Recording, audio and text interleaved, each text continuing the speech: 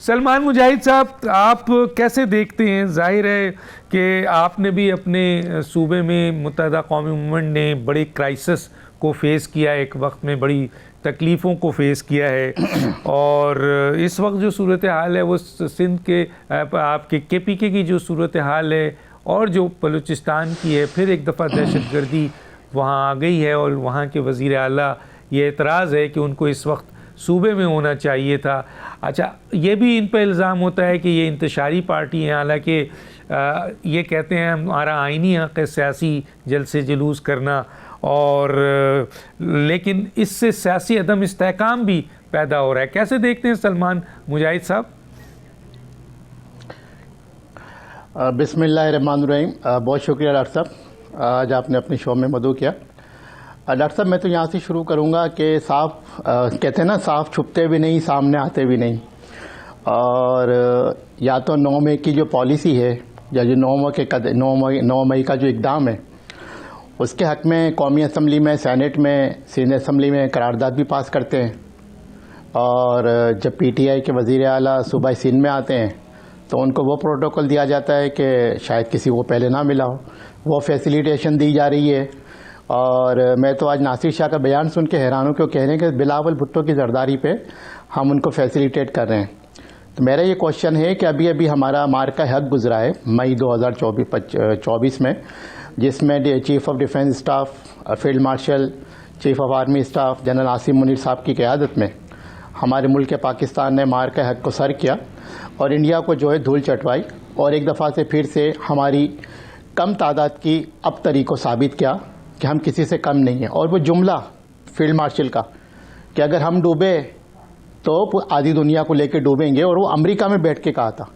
तो मैं समझता हूँ कि उसके ऊपर तो PTI ने या उसकी क़यादत ने कोई तारीफ़ी बात नहीं कही, ना ही अब तक कोई इंडिया के ख़िलाफ़ या मोदी के ख़िलाफ़ कोई ट्वीट आई है, ना कोई बात की गई है। या तो हमारे लिए तो पाकिस्तान सबसे पहले है डॉक्टर साहब, हम पाकिस्तान के नारे के साथ खड़े, पाकिस्तान के साथ खड़े, मुल्क पाकिस्तान की रियासत के साथ खड़े, अफवाज पाकिस्तान के साथ खड़े। लेकिन हम 9 मई को कैसे भूल जाएं, जब हमारे अफवाज पाकिस्तान के अमलाक पे हमले किए गए, शोधाओं के मुजिस्मों को तोड़ा गया, ISI, MI, FC पुलिस के हेडक्वार्टर्स पे, दफातर पे हमले किए गए, खुली पाकिस्तान दुश्मनी की गई। किसके लिए? सिर्फ एक शख्सियत के लिए। आज भी वही पॉलिसी है कि पूरी उनकी PTI की सियासत एक शख्सियत के गिर्द घूमती है। उसको रिहा कर दें, सब ठीक हो जाएगा। मुज़ाकरात की बात कर रहे हैं, मंदोखेल भाई ने बड़ी अच्छी बात कही कि मुज़ाकरात के लिए तैयार हैं, लेकिन मुज़ाकरात के लिए तो हुकूमत कब से ऑफ़र कर रही है। और लेकिन उनका एक ही मुतालबा है, पहले खान को रिहा करो। भाई कानूनी प्रोसीजर है, खान साहब को कई केसेस में सजाएं हो चुकी हैं, मंदोखेल भाई वकील हैं, अपीलों में मौजूद हैं हाई कोर्ट में, तो वहाँ से रिलीफ लें। ना हुकूमत के पास ये इख्तियार है, ना अफवाज के पास, ना इस्टेब्लिशमेंट के पास ये इख्तियार है उनकी सज़ाओं को माफ़ कर सकें। तो हम ये समझते हैं कि जब तक ये PTI पाकिस्तान मुखालिफ नारा या पाकिस्तान मुखालिफ पॉलिसी तर्क नहीं करेगी, जब तक शायद कोई मुज़ाकरात का इम्कान भी नहीं, मुज़ाकरात होने भी नहीं चाहिए। जो जमात पाकिस्तान को ना माने, पाकिस्तान के वजूद को ना माने, अफवाज पाकिस्तान को ना माने, और कहे कि एक ही शख्सियत पाकिस्तान से ऊपर है, और फिर पाकिस्तान को तोड़ने की बात कर दें। क्या अमीन गंडापुर के बयानात आप भूल गए?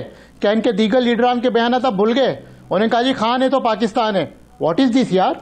पाकिस्तान है तो हम हैं, खान की वजह से पाकिस्तान नहीं है। और इसी पाकिस्तान ने खान को वजीर आजम बनाया, इसी पाकिस्तान ने PTI को इक़्तिदार में लेकर आए, और वो किसके तहत आए थे, किसके कंधों पे आए थे, किसकी बैसाखियों पे आए थे, हम तो नहीं भूले।